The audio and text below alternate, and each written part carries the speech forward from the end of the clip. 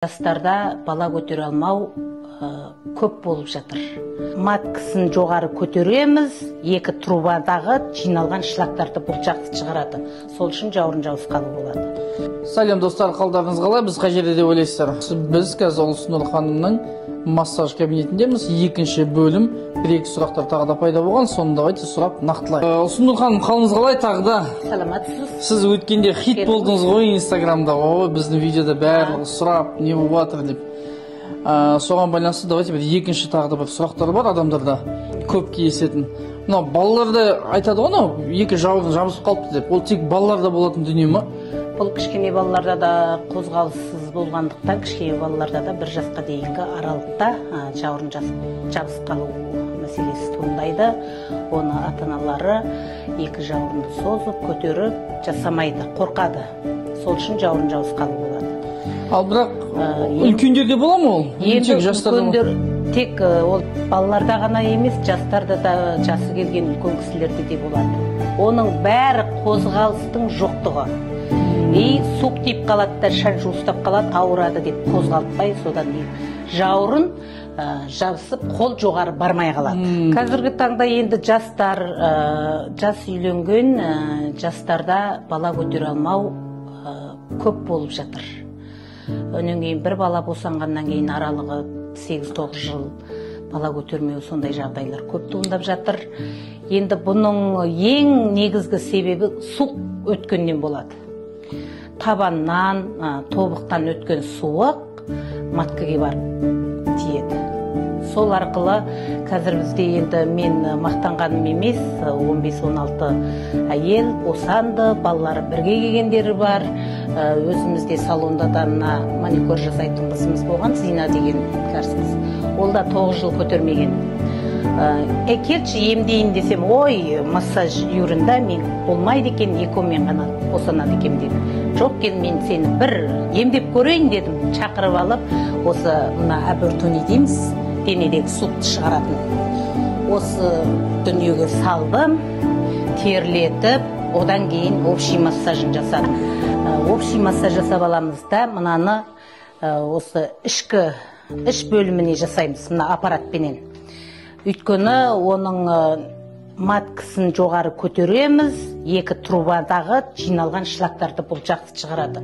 Бұл аппараттың қасиеті суықты денедегі токсин шлактарды майды ары қарай сіңіру арқылы қайтадан тері арқылы шығарып тастайды. Сөз қайталап жүрсіз, өткенде де осыны айттыңыз, сіз мынаны неге айттыңыз? Коронавирус кезінде қолдандыңыз, иә? Атак, енді бұл барлық жегесіне жүре беретін аппаратқа қалай болып тұр? Бәр денеге жүре береді. Даже әйелдер бетіне әжімді тартады. Қалай өзіңнің бетіңе коррекция жасаймын десең, солай жасайсың. Сопақ болғың келеме, томалақ болғың келеме, мына подбород дейміз ғой, бұны да кетіреді. Әжімді де кетіреді. Бұл енді бәріне жүреді. Екі толқында жүреді, біреуі бетке арналған толқын, екіншісі денеге арналған толқын деп екі толқында жүреді. Сол денеге арналған толқынменен жасаймыз. Маткадегі суықты шығарып, екі трубадағы токсин шлактарды дәрет арқылы шығарып жібереді. Сонан кейін әйелдердің жүкті болуы жеңілдейді. Бірінші енді Алланың қалауымен, екінші осы емді алып, көптеген әйелдеріміз босанып жатыр, рахметін айтып жатыр, егіз бала көтеріп жатқандар да бар, Аллаға шүкір.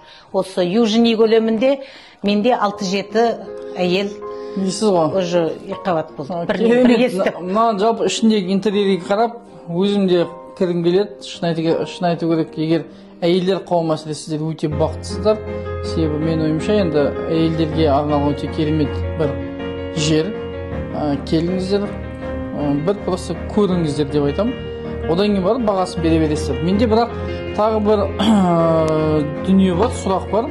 Енді Ұлсынұр ханым, өзіңізге қатысты біз жалпы Казбизнес клуб деген бізде кәсіпкерлердің қоғамдастығы бар. Кішігірім осы Қаскелең қаласында жиналып тұрамыз. Енді мен сырттан естідім, сізде 9 бала бар деді ма? 6.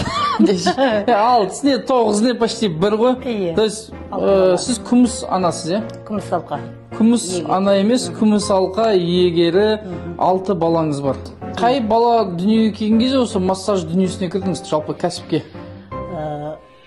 3-ші бала босанып, төртіншісі туылмай тұрып, үшінші баладан кейін осы кәсіппен айналыстым. То есть бұл енді мен бұл не үшін айтып келіп жатыр, біз жаңа қызық қой енді, әрине массажбен айналысқаннан кейін Ұлсынұр ханым өзі денсаулығы жақсы қарағаннан кейін осындай бір жас көрініп отыр. Бірақ мынау заттардың зиянды емес екенін тағы бір қайталағым келгені ғой. Сіз мынаны қолданасыз, бұл радиация болса бірден бір сізге әсер ететін еді дейсіз ғой. Бірақ сізде қазір тойға шүкір 6 балаңыз бар. Әдемі болып осылай қалыпта жүргенім, осы аппаратты жиі қолданып тұрамын. Ұлсынұр ханым осы кәсіпті 16 жыл бұрын бастаған.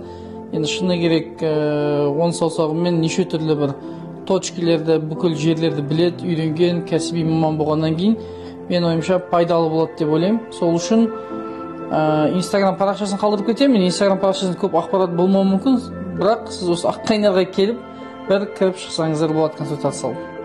Инстаграмда онша жүргізіп біле алмаймын. Қазіргі адамдар түсірейін десең түсіруге мүмкіндік бермейді. Ойбай, мені танып қояды. Қой түсірме дейді. Енді дене киімсіз жатқаннан кейін ыңғайсыз түсіру. Онша Инстаграмда жүргізіп жатқам жоқ. Негізгілер бар бірақ та. Сау болыңыз. Жақсы, сау болыңыз сізге.